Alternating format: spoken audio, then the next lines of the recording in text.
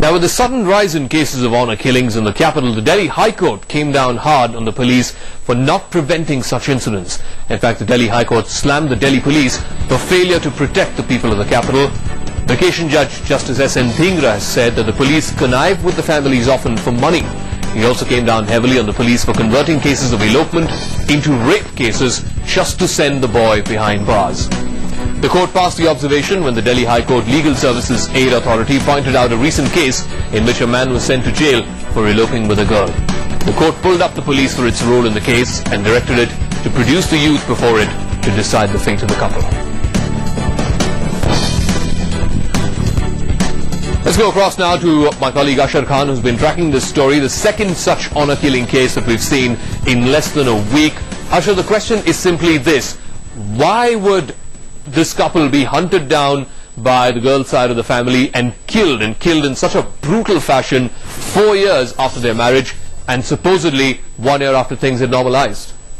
Well, what police sources are telling us is that there was another girl in Monica's family who had eloped just a little while back, and the girl's family this time round was of the firm opinion that Monica is a bad influence on the other girls of the family.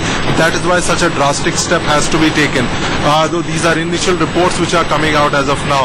But today the Supreme Court also came down very heavily on the state governments and also on centre as far as these honour killings were concerned, and it has issued notices also to these state governments and the centre, and they should reply within 4 weeks.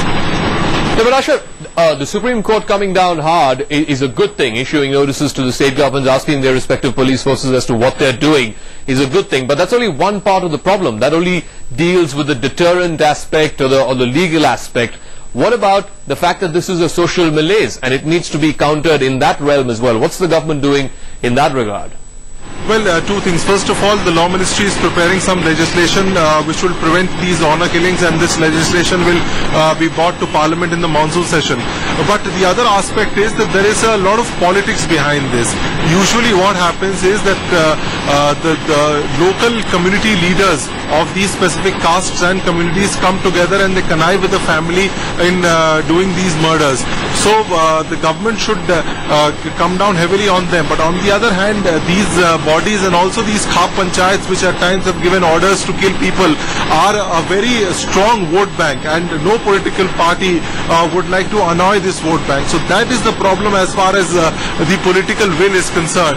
But yes, we've seen in the last couple of cases that all these cases of honour killings, prosecution has been done, the police has arrested and taken cognizance of all this. All right, Ashok Khan, for the moment, thanks very much for joining us with your inputs on that story.